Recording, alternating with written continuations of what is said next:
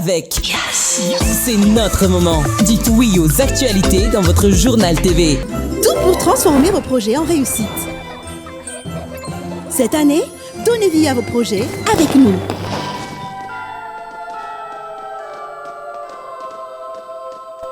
Manoltrano ny vaovao.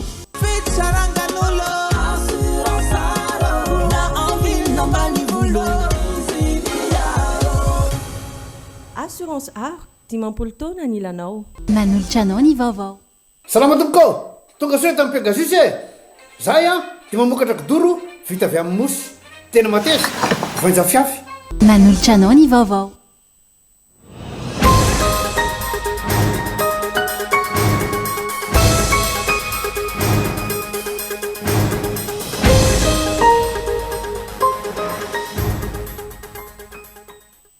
Marontranga fanararotana sy fisandohana andraikitra ny seho teto amintsika tato ato ka mila fandraisana andraikitra. Tsy maintsy ampifandanjana ny fandaniana sy volamiditra amenonany tsy fahampiana amin'ny teti-bolam-panjakana ho minisitra ny fitantanam-bola sy ny toe-karena nandritra amin'ny famelabelarana ny volavolan-dalàna amin'ny feny teti-bolam-panjakana ho an'ny taona 2024 teo anoloany ny loholona. Olona efatra no voasambotra ny zandary ao Mahajanga ny sandoka andraikitra laza ho iraky ny fiadidinan'ny Repoblika ny fanavaozana hanao fitsirihana ara-tontolo iainana orinasa mpanodina vato. Olona efatra mianaka no namony ainy tao Ambivy commune Soavina ny Tananarivo Atsimondrano alina vokatry ny fiotsahan'ny tany fianjerana tamboho tamin'ny trano nipetrahan'izy ireo no niteraka ny loza.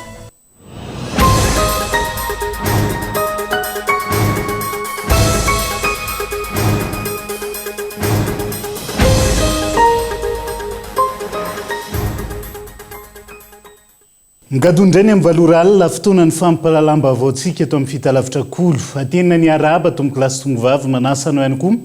anaraka ny antsipri anjay toro-mazatra matoa andatsoratra avy hatrany nondeha nokafana ny fiarahana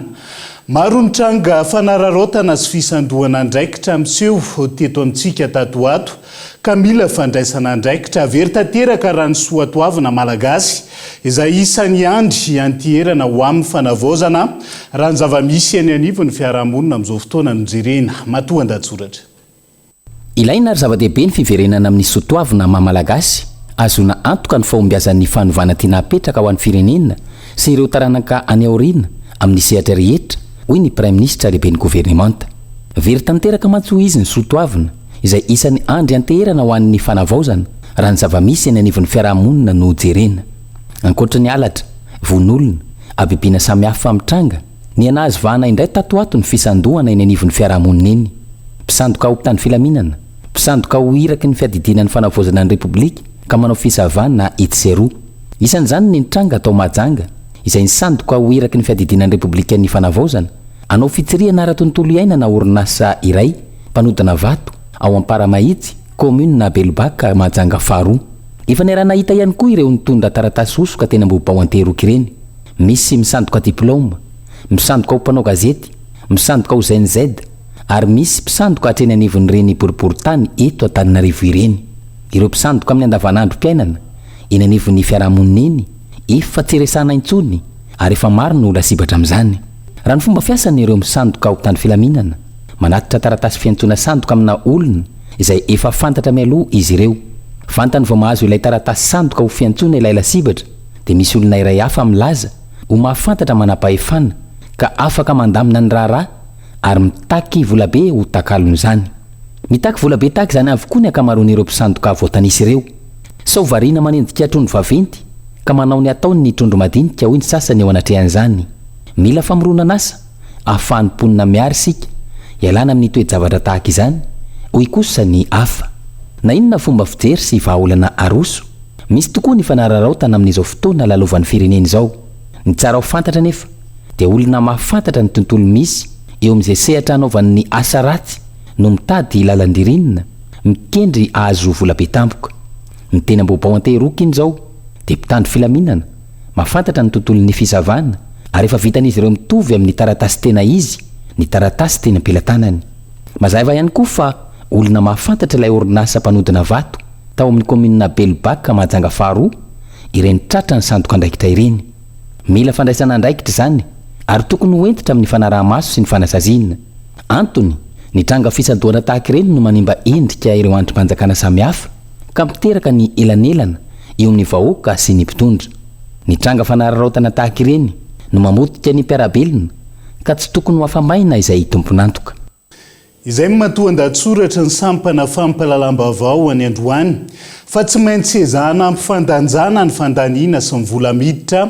ahafahana mameno ny tsy fahampiana amin'ny teti-bolam-panjakana amin'izao fotoana izao. Hoy ny minisitry ny fitantanam-bola sy ny toe-karena Androany nandritra ny famelabelarana ny volavolan-dalàna amin'ny feny teti-bolam-panjakana ho an'ny taona 2024 teo anoloany ny olona. Teti-bola mikendry ny fandaniana misy vokatra mipaka amin'ny fiainam-bahoaka no ifotoran'ity PLFI 2024 raha ny fanazavana netiny Androany. Rina fitiavana no mitatitra ny antsiprian'izay. Taoriny fahalanina sy mpantsina teny amin'ny antenimieram-pireneny nampahafantariny minisitra tamin'ny antsipriany teny amin'ny antenimiran-dolona indray ny maraina teo ny volavolan-dalàna mifeny teti-bolam-panjakana ho an'ny taona 2024 na sy mpanovana. Ankoatry ny fanatsarana momba ny fampidiran-ketra, ny fampitomboana ny teti-bola ny fampiasam-bola, fampiainana ny teti-bola ny fampandehanan-draharaha voarakitra ao anatiny, nosoritiny minisitra tao anatin'ny fanazavany ny fampifandanjana ny vola miditra sy ny fandaniana ankapobeny amenona ny banga amin'ny tsy fahampiany ny teti-bola samihafa. Eo ihany koa ny fametrahana politika mifototra amin'ny fampiroboroboana ny ara-toe-karena sy ny sehatra tsy miankina. Lalan-tsaina ny tondrana ity teti-bolam-panjakana 2024 ity ny fandaniana mitaky vokatra miantraika amin'ny fiainam-bahoaka ary misy akony amin'ny fampandrosoana ny fotony. Mifandanja zany ny teti-bola fa araka le tenena teo iny misy zany le hoe déficit budgétaire teo dia iny déficit budgétaire zany amin'ny ankapobeny dia misy ny hoe alohantsika zany amina karazana hoe bon de trésor zany atrosa anatiny fa misy koa zany amin'ny ankapobeny misy famatsina avy any ivelany anatin'ny zavatra zay. Ireo famatsina zany indrindra fampiasam-bola zany na projet isan-karazany izay efa tsy ny mpamatsy vola zany eo amin'ny sehatra maro ary fatantsika moa zany fa efa miverina amin'ny laoniny zany zao ny fifandraisantsika amin'ny ireo mpamatsy vola reo zany ny isam-pirenena reo no niezaka zany lehibe izay nataon'ny gouvernemanta zany eto antsika. Ny fanarenana ara-toe-karena manomevahana ny fampitomboana ny famokarana anatiny no ahafahantsika miala tsikelikely amin'ny fiankinan-doha amin'ny famatsim-bola avy any ivelany ho etrany ny minisitra. Izany indrindra no antony rosoana amin'ny fikoanan-doham-pirenena ara-toe-karena ametrahana ireo vahaolana maritra ampiakarana ny ari-karena faobe. Misy foana le fiditra ohatra zany zao ohatra hoe le fake reny zany zao fiarenena reny zany zao trosa reny zany zao fa ny trosa zany atsika vitsikely raha oharina amin'ny hoe don zany na hoe famatsim-bola tsy averina ary fitrosana koa raha zany mbola tsy tena hoe amin'ny condition zany moramora ihany le izy fa ny ito amintsika za zao atsoatsy anao an'le hoe assise nationale pour la relance économique dia io zany no hoe ahafahantsika zany mampena tsikelikely ny fiankinan-dohantsika amin'ny famatsim-bola avy any ivelany satria rehefa mandeha ny toe-karena zany dia miditra ny hetra dia amin'izay toa zany tsika zany tsy miadetra amin'ireny intsony fa ilaina foana aloha zany zao aty am-boalohany fa nampiana vola avy any ivelany satria tsika zany mila mampiasa vola, mila tetikasa maro zany mila atao anatin'le izy fa alafitresaka zany tsika zany dia ampiana tsikelikely an'izay hoe fiankinan-doha amin'ny famatsim-bola avy any ivelany zay. Tsy aivina, isan'ny tepikana sy mpanovana tao anatin'ny PLF 2026 ity ny famerenana ny fakana ny etra-tany sy ny trano eo anivon'ny komina. Tsy fampiarana aba alaina amin'ny fiara enti-milina izay hoety mpamokatra, fanafoanana ny TVA alaina amin'ny sakafom-biby, amin'ny solika fandrehitra ary amin'ny vary afarany, fampidinana ny etra alaina amin'ny gazoal. Momba ny resaka fandaniana, nampiana 4,000 ariary ny teti-bola ho an'ny BNDRC, 4,000 ariary ho an'ny ministera ny fahasalamam-bahoaka, 2,000 ariary ho an'ny ministera ny fizahantany ary nampiana 5,5 ariary ho an'ny ministeran-drano. Tsy aivina trany, tombanana ho 4,4 ny fitombony ari-karena faobe amin'ny taona 2024. Nanomboka avy hatrany tamin'ny fandiniana isam-baomera ireo loholona ny tolakandro teo ary toray ampitso ny fandaniana ity volavolan-dalàna mifeny teti-bolam-panjakana ho an'ny taona 2024 ity.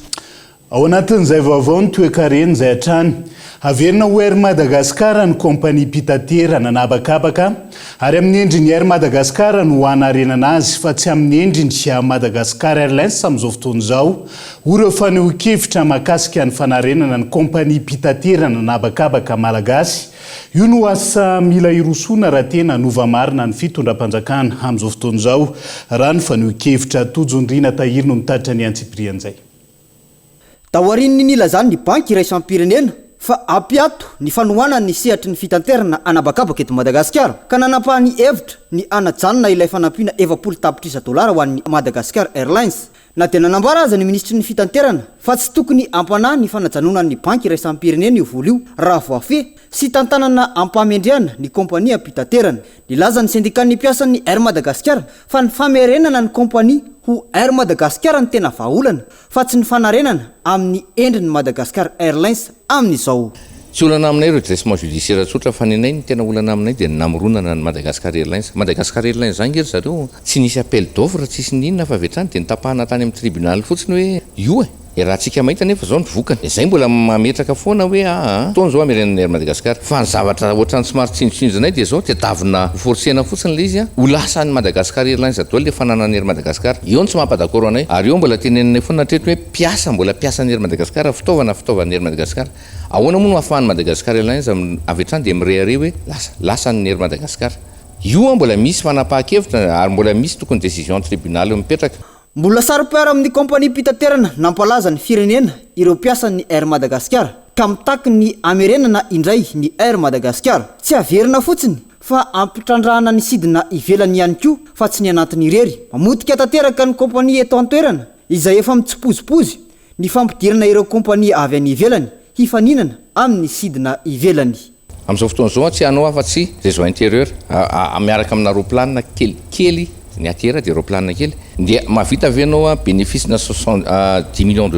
Mianao mbola andotrosa fiverena ny réseau régional sy ny réseau long courrier. Ny réseau régional sy ny long courrier dia anjakan'ny frantsay za dia tena tsy menatra miteny an'izany amin'izao fotoana izao satria ny Air France tompoko dia zareo no manao ny long courrier tana Paris tana vola direct io resantsika tsisy afa-tsisy ary ny réseau régional dia ny Air Austral no manao azy amin'izao fotoana izao. EOAR io nge filialan'ny Air Austral ok zay ho fantatritsika zany aiza ny placen'ny Air Madagascar fa misy fifanarahana ny ambadika any zay tsy fantatsika zay mbola mila mipotsipotserina hoe mila miverina ny Air Madagascar.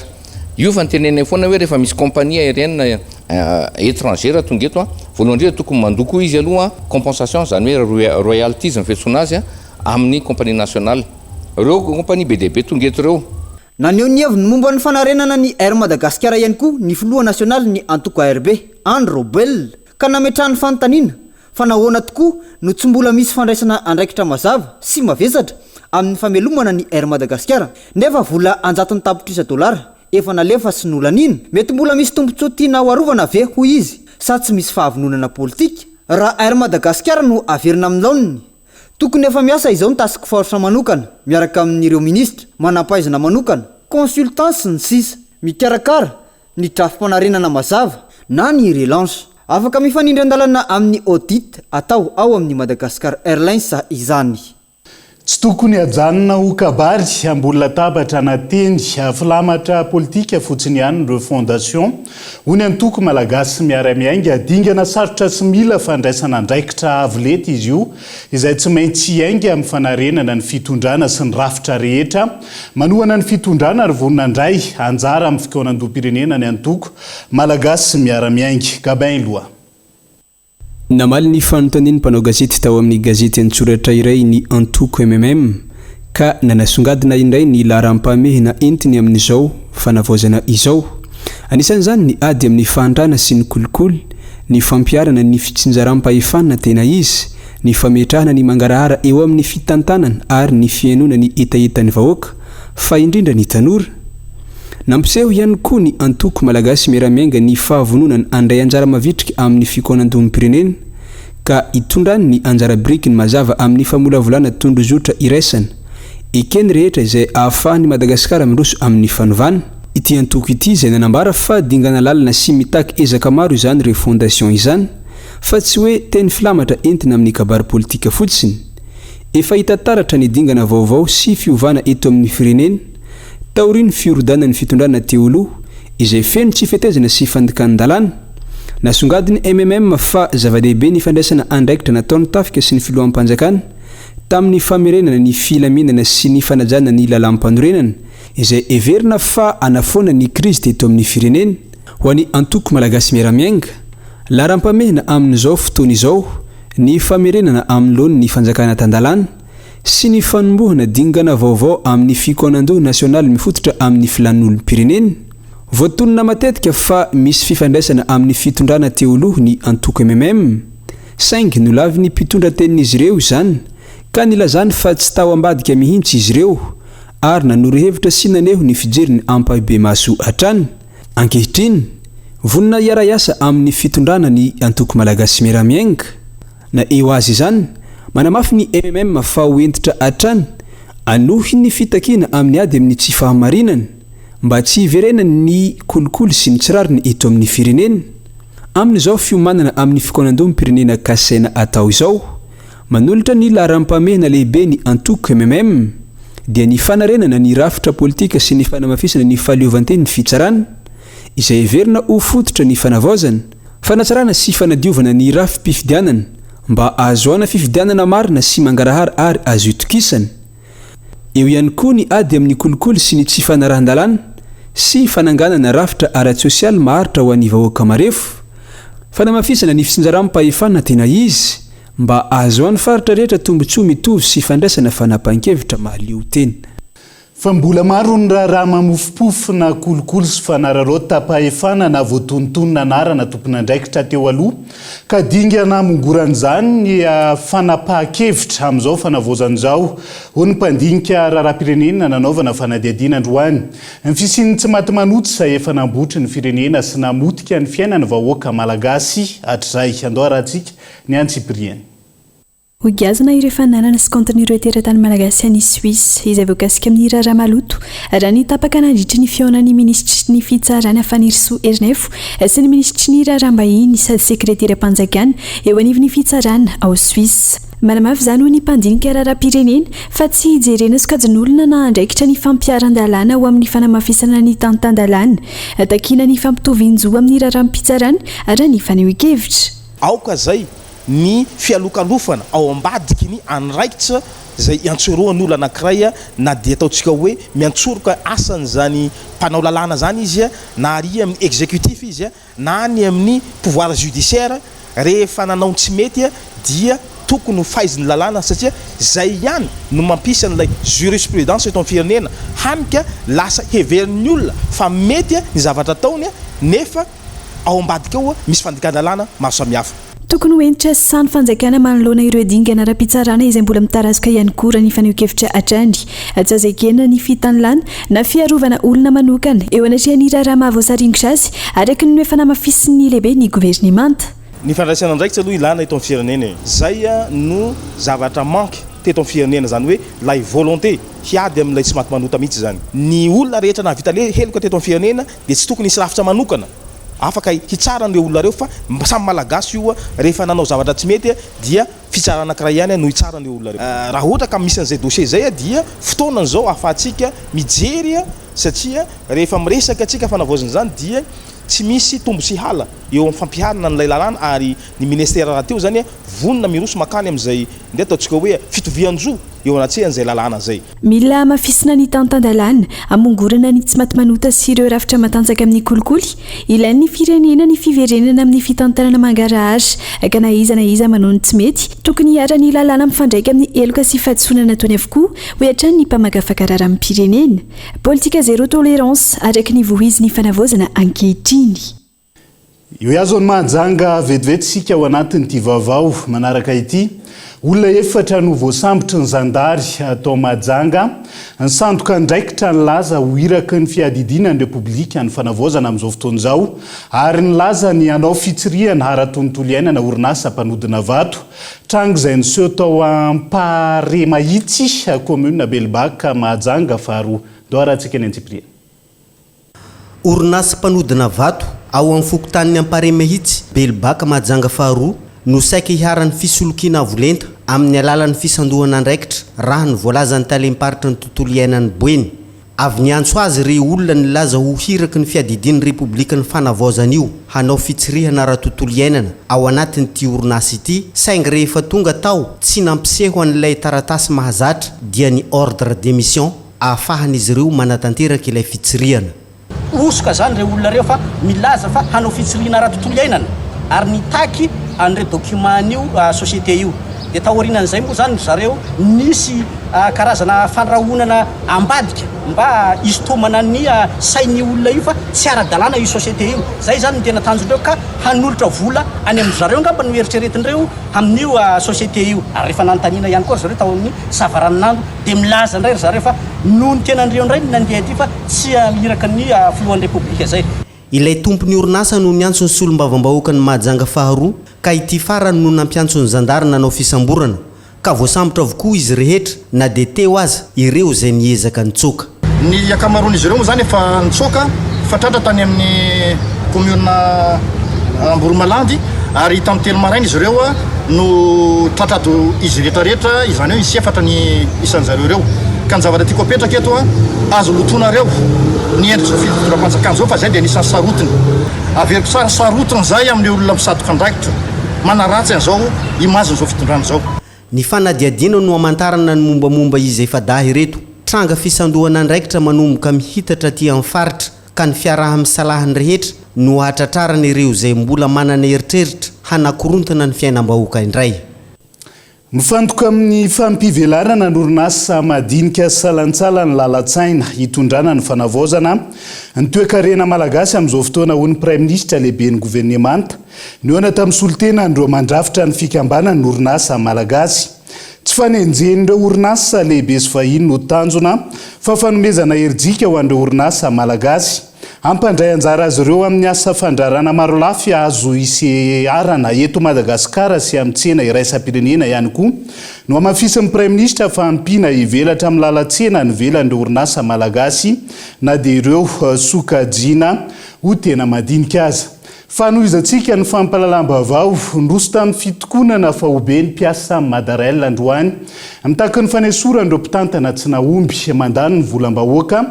sy mamotika ny orinasa izy ireo no sady mitaka ny famerenana amin'ny fanjakana ny fitantanana ny orinasa fa mampijala ny mpiasa ihany koa tsy findramam-bola no ilain'ny orinasa fa fanampiana orinasa efa manitra sahirana tsy mila vesarana trosa intsony raha ny Madarel ho ireo mpiasa tamin'ity andro anty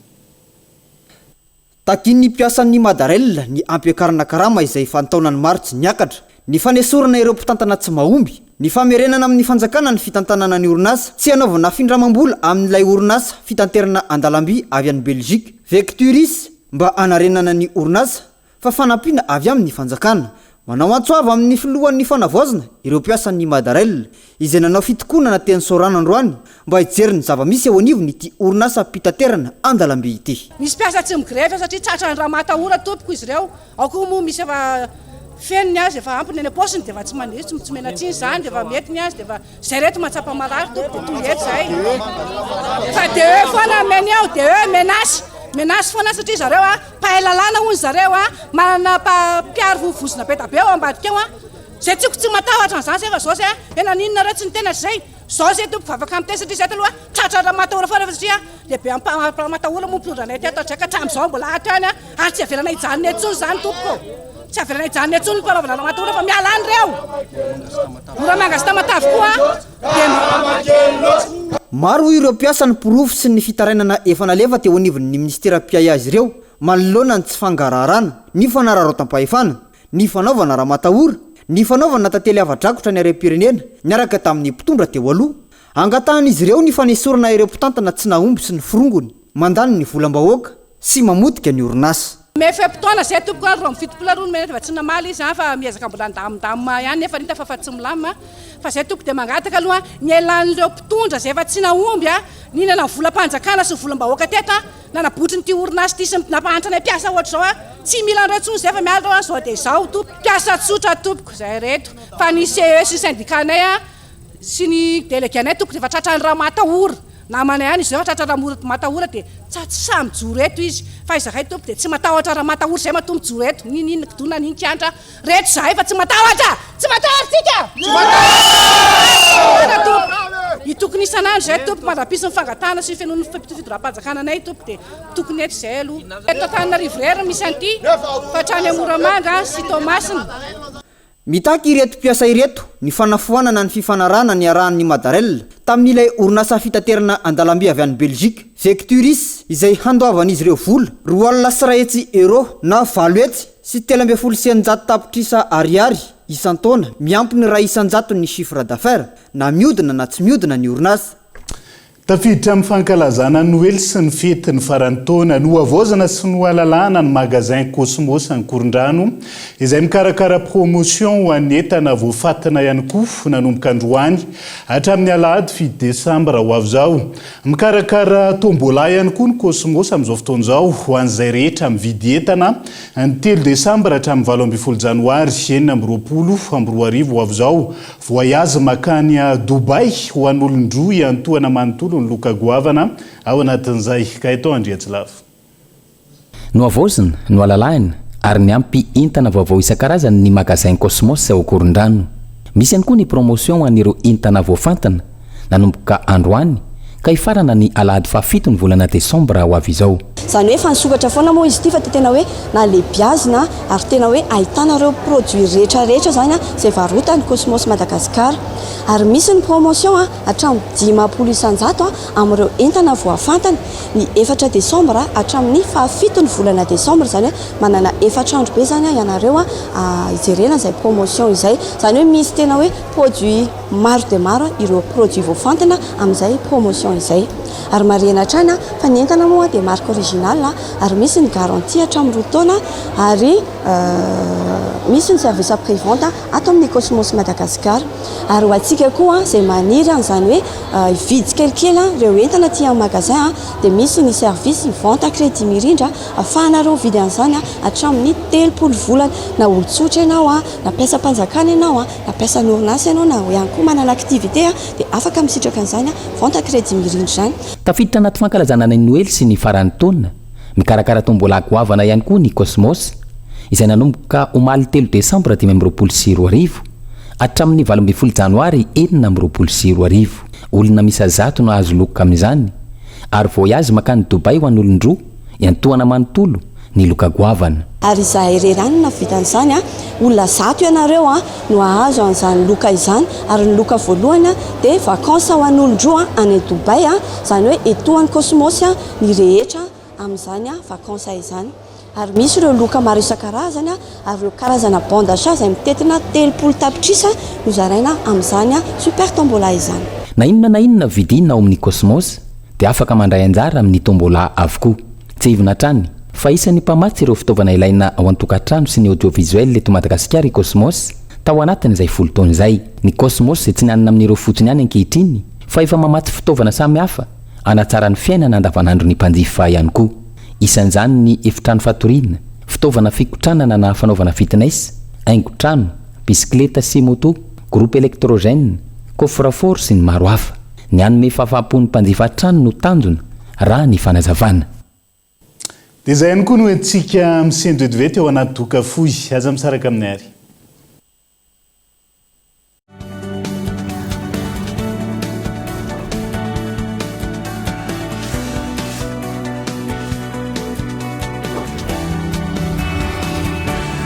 Extraordinaire, époustouflant, new look.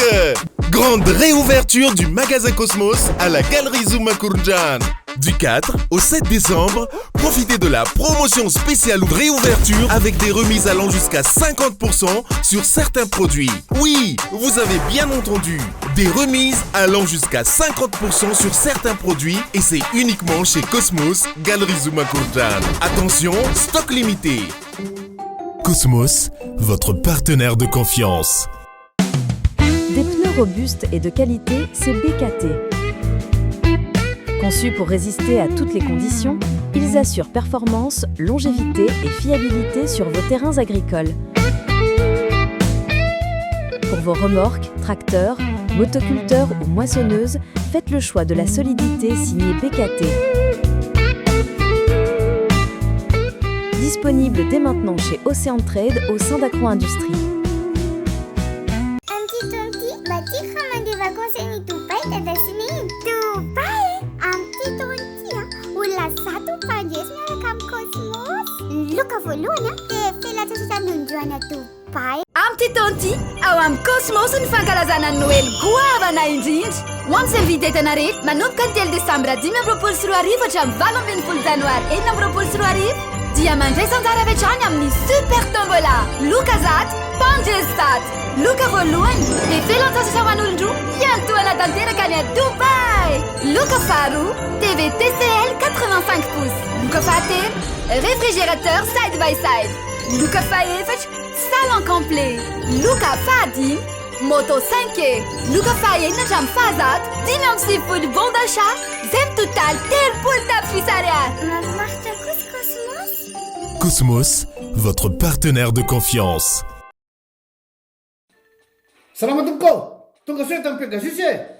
zahay a dia mamokatra kidoro vita avy amin'ny mosy tena mateza voenja fiafy manitsy azon-damosina ary manampy amin'ny fitsaboana azy foniny azo safidianana tsy tiany bibikely io a tsy mandray lelanafo azo andalorana azo atao coussin anakanapé mety boela gilet de sauvetage ary mbola misy tapi mahasolotsi amin'ny loko isan-karazany tsy mifidy toerana n'aiza n'aiza mahatatry soka mora diovina sady tsy matahotra rano nefa malefaka Pegasus koa dia mbola manana canapé sady fandrina ary isolant thermique ilay mampangatsiatsika ny atotrano amin'ny andro mafana sy mihazona ny hafanana amin'ny andro mangatsiaka dia tonga varalina fa misy refzetiny nahoana ny vanta crédit mirindra dimy taona izay no nananganako ny orinasako tsy nanana fahafanana ampivelatra izany aho ary ankehitriny anefa noho ny mirindra dia niroborobo tokoa izany afaka mampiasa olona maromaro ary mitombatra ny ireo client sarobidy aminakah loatra la famille kely ny vanta crédit mirindra io za afaka magnamia zara ilendreo atantrano ya mpitendra fa manena sakao nefa tsy nanana fahafanana ny anina instrument complet mihitsy amin'ny nefa androany miaraka amin'ny rindra tanteraka ny volo nampivoatra ny fiainan'olona maro teto Madagasikara vanta crédit mirindra ary raha ianao miaraka amin'ny rindra tanteraka ny fikasanao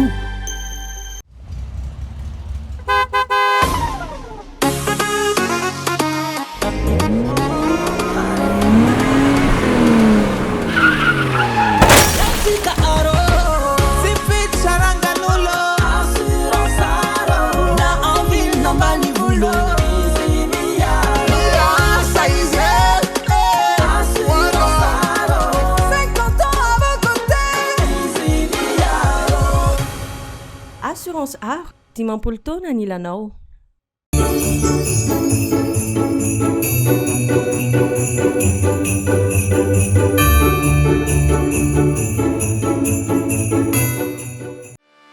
Avec la fibre, découvre un monde rempli d'avantages. Profite de l'installation gratuite. Et pas que, t'as aussi 50% de réduction sur les 2 premiers mois de ton abo à la fibre Family, Home et Home Plus. Et c'est pas fini. Avec la VoIP, t'as jusqu'à 4 heures d'appel fixe offert, jusqu'à 1 heure d'appel mobile offert et le Wi-Fi 6 pour une meilleure couverture du signal réseau internet chez toi. Vis le max expérience avec la fibrine, la fibre Go, la fibre Family, la fibre Home ou la fibre Home Plus. L'abonnement est à partir de 49 000 arrière TTC par mois. La fibre de Yas, c'est tout bénef. Jusqu'au 31 janvier 2026.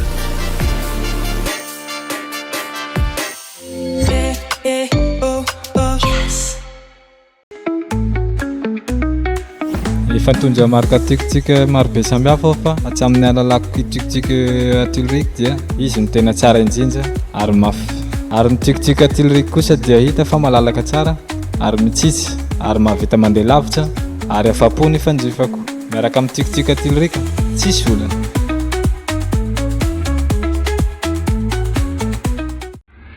Chez Batimax, la qualité se construit entre vos mains. Et pour les fêtes, vos outils préférés passent en mode réduction. Du chantier à la créativité, Tout prend forme avec Batimax. Des offres exceptionnelles, jusqu'à moins 70% sur vos produits préférés. Découvrez tous les univers Batimax, sanitaire, luminaire, carrelage et bien plus encore. Tout pour transformer vos projets en réussite. Cette année, donnez vie à vos projets avec nous.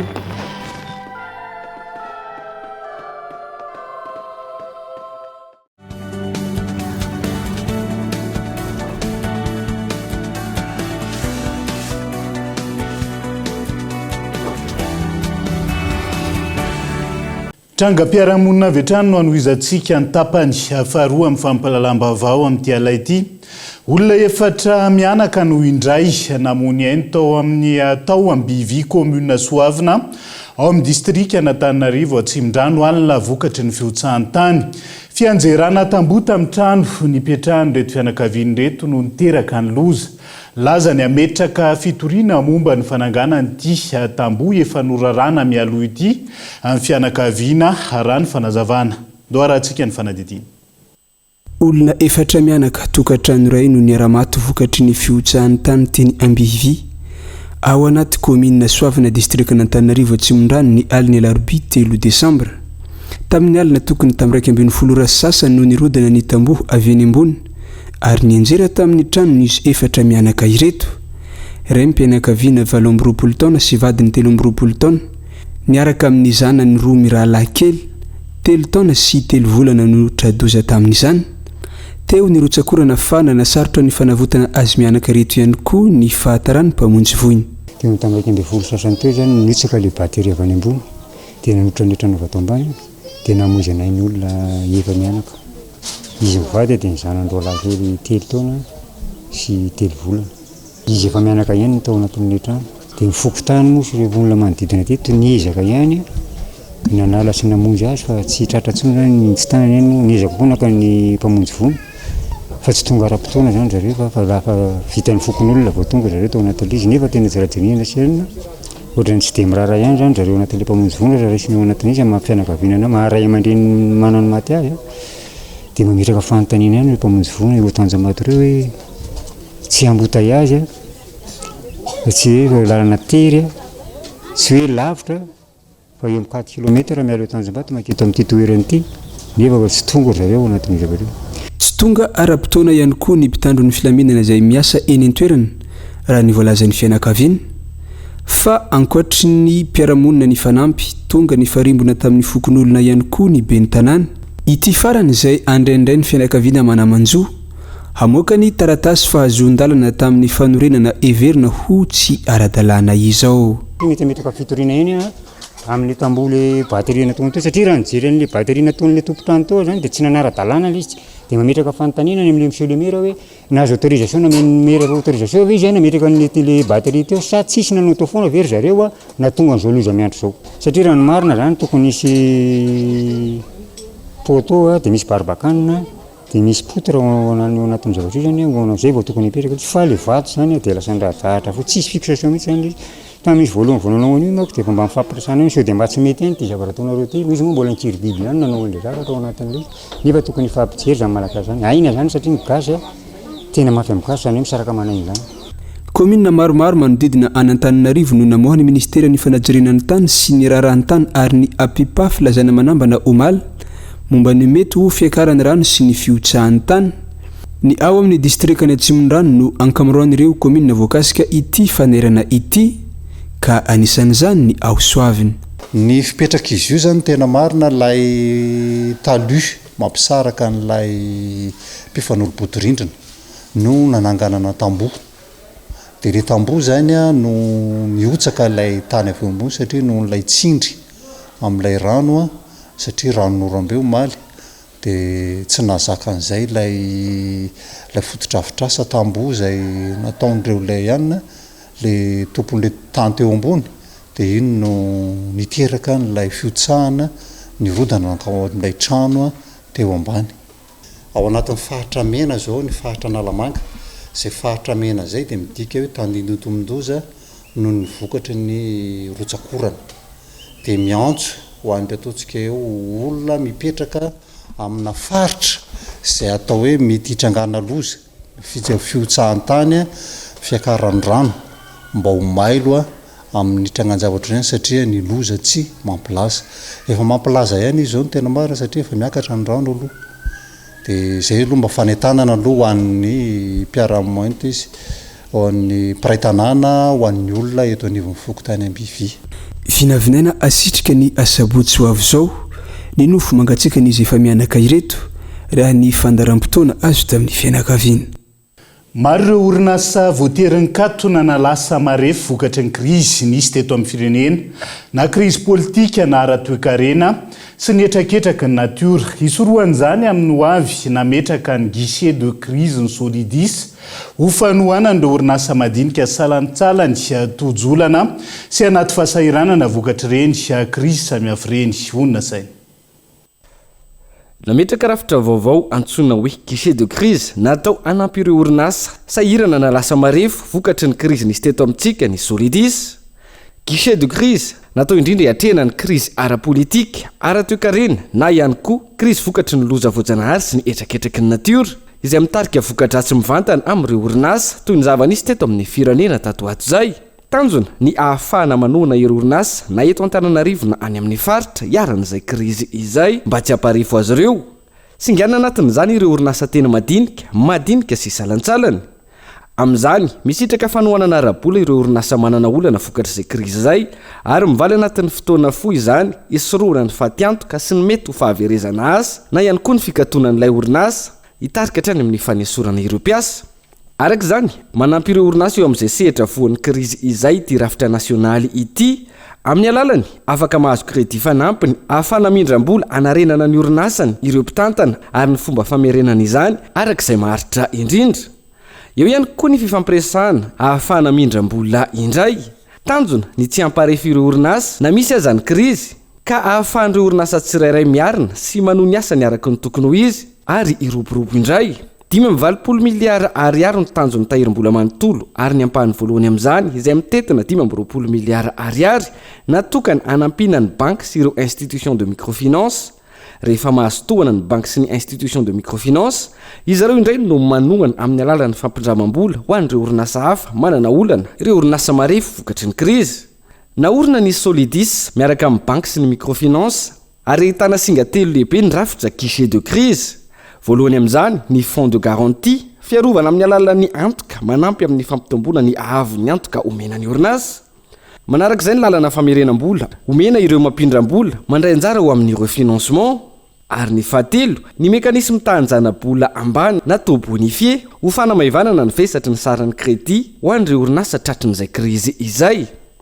Avy amin'ireo tsotra, maivana sy aingana ny fisitrahana ny kredi ho an'ireo orinasa tratra izay krizy izay. Mahery ny 5.20 taona ny Solidis no nanohana sy nanampy ireo orinasa sy mpandraraha eto Madagasikara. Amin'ity rafitra vaovao ity, manamafy ny fahavononana ny Solidis amin'ny fanohanana sy ny fanarenana ireo orinasa malagasy amin'izao vahaolana ara-bola mifanaraka amin'ny filana sy ny toe-draharaha misy izao, manaraka ny fenitra iraisam-pirenena ary ao anatin'ny mangarahara. Arak'izany, iarovana ireo orinasa anatin'ny fotoanan'ny krizy, manolotra ny guichet de crise ny Solidis eto Madagasikara. Iverina vetivety any Mahajanga sika ao anatin'ity vaovao manaraka ity. Mpianatra manalina no efa navoaka ny CFP Onja Mahajanga tao anatin'ny 5.20 taona ny jorony teto Madagasikara, 480 mirahalahy izy ireo tamin'ity taona 5.20 ity izay notolorana diplôma omaly izay nanamarika ny fahavitany fotoam-piofanana ihany koa. Andao arahantsika ny antsipirian'izay. Andiany fa 420 ireto mpianatra navoaka ny votoeram-piofanana arakasa CFP Onja eto Mahajanga ireto izay nanaraka lalam-piofanana mekanika auto sy ny froid. 480 mirahalahy izy ireo ka ny 9.30 nanaraka ny mekanika auto raha 20 nanaraka ny froid. Ampy entina hiatrika asa ho ireo mpianatra ny fahaiza manao ny rantovina nandritry ny fianarana sy ny fampiharana azo tao. Fampianarana tany zany tena hitanay nahafapo satria manao pratique dia manao théorie zay. Dia misy zaka tsy azonay ologno amin'izay zany magnontany mpampianatra izay ary izy tsy mahita fahaizana be koa izy. Dia karazany zany izy tao nafinaritra be satria tsy école mianatra fa ologno ny mianatra. Antegna zany mikaroko. tsisy école le ratsy tsisy école tsara fa miankina avy amin'ny tegna fa le hitako aloha CFP onja tegna hitako tsara be mihitsy zay tanana fois i climatisation natonga anany safidy CFP onja ny safidiko ny dadabeko nefa nanjatao taloha dia izy no tarika ny atao ny fahitako ny fianarana dia mahafinaritra fa saingy somary mafimafy ihany ny discipline nefa zay no tarika anao azo vokatsoa tsara amin'ny farany taona sahala amin'izao azo promotion très bien zao.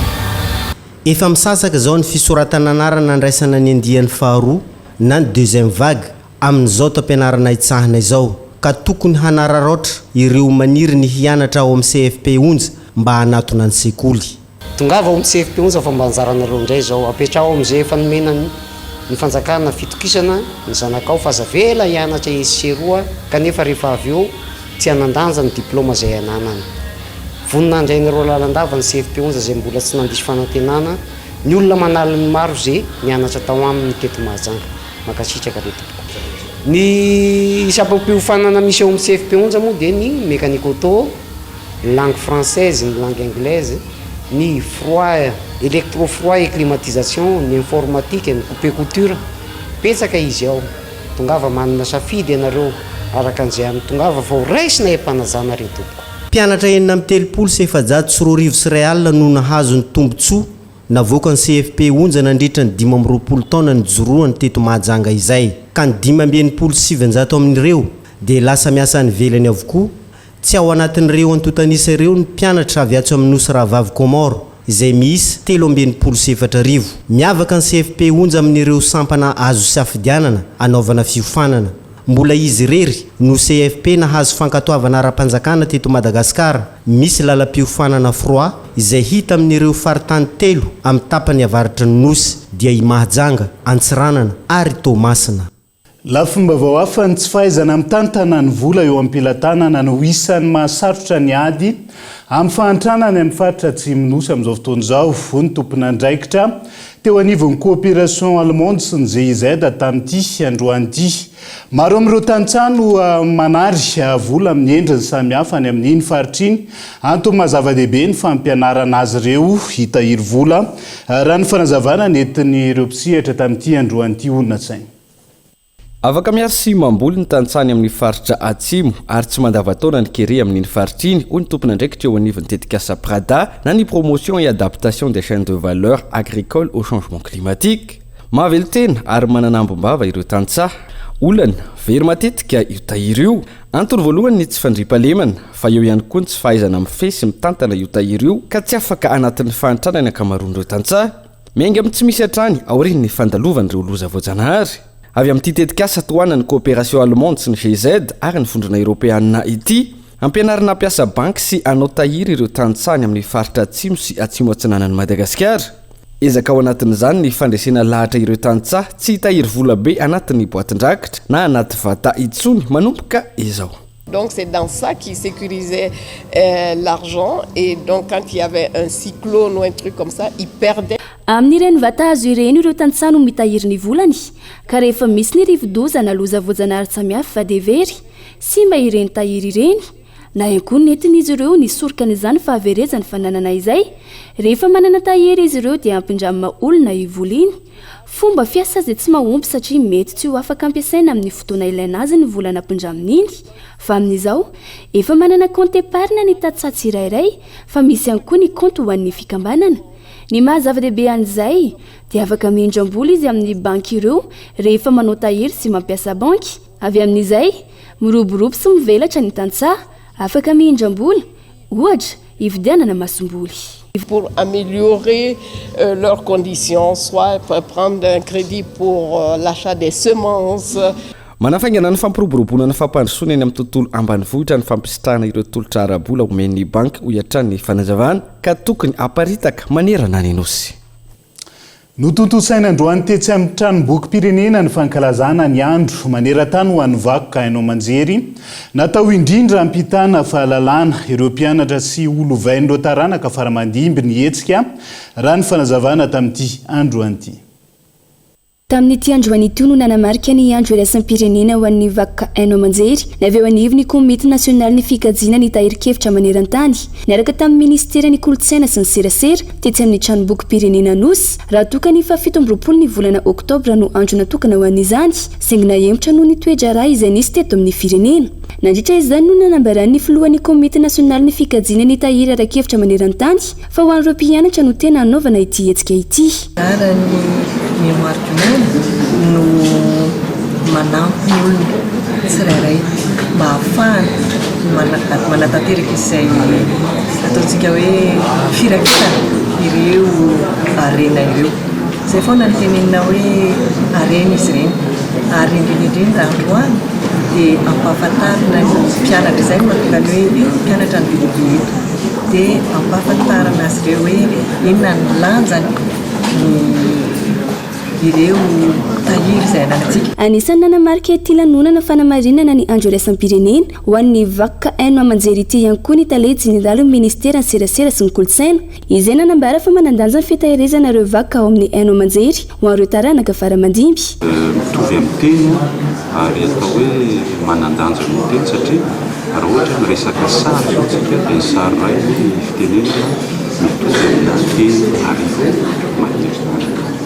ka ny sary mihetsika rehefa mipetraka ho tahiry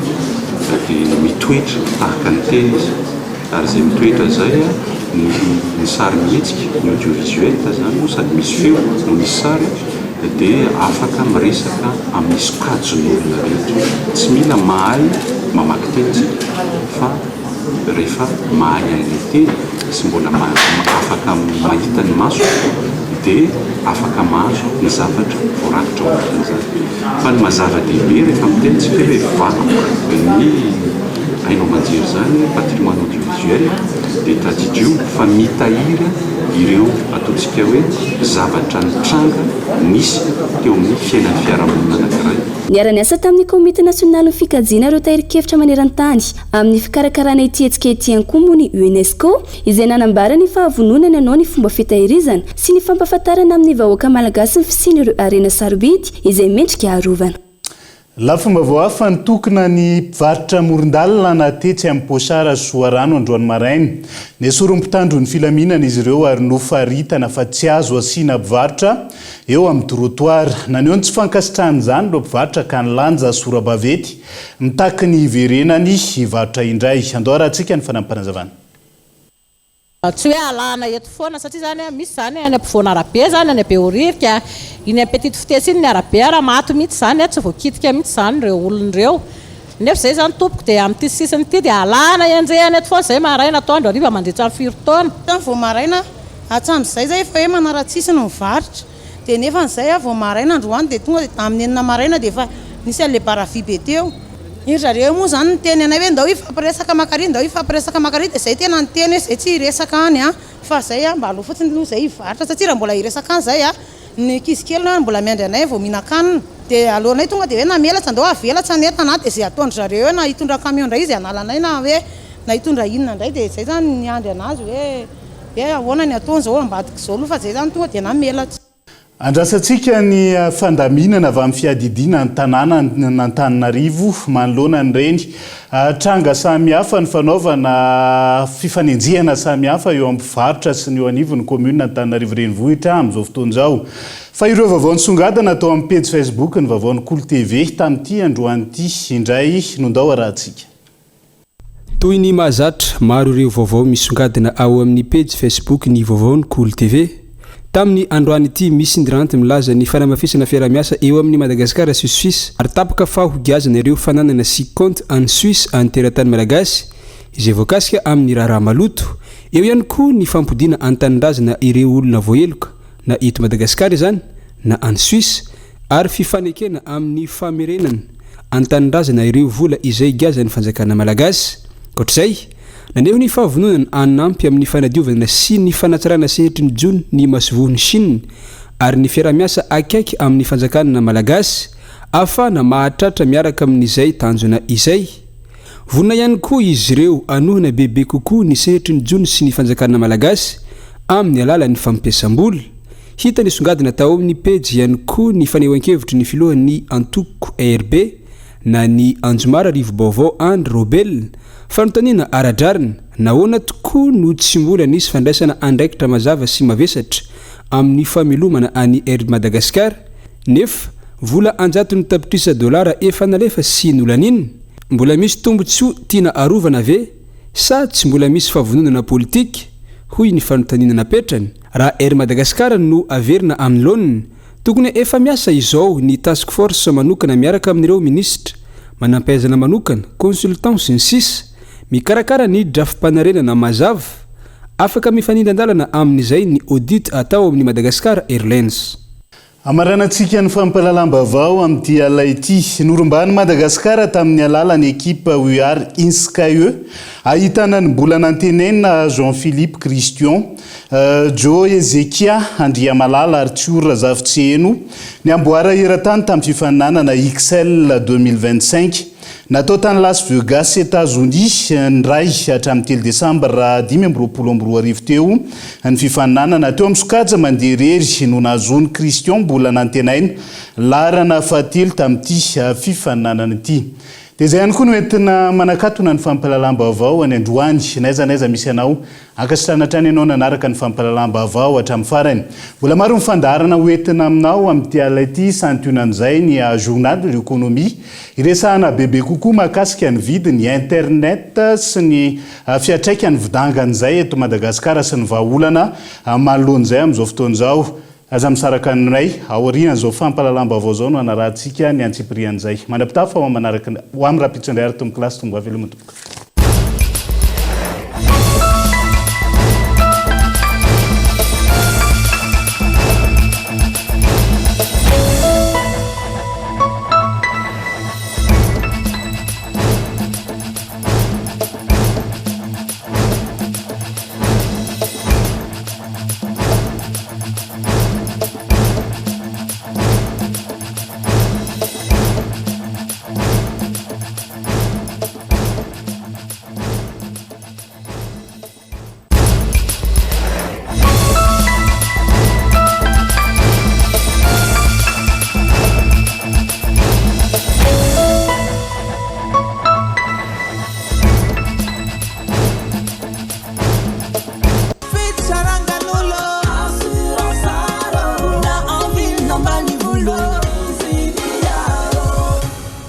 Assurance Art, Dimampolo taona ny ilanao. Ça a présenté Nivava. Tout pour transformer vos projets en réussite.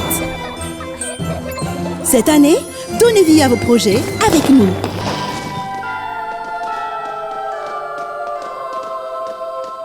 Salama tompoko, tonga soa tamin'ny Pegasus e. Zahay dia mamokatra kidoro vita avy amin'ny mosy. Tena mateza, voanja fiafy. Ça a présenté Nivava. Avec Yes, c'est notre moment. Dites oui aux actualités dans votre journal TV.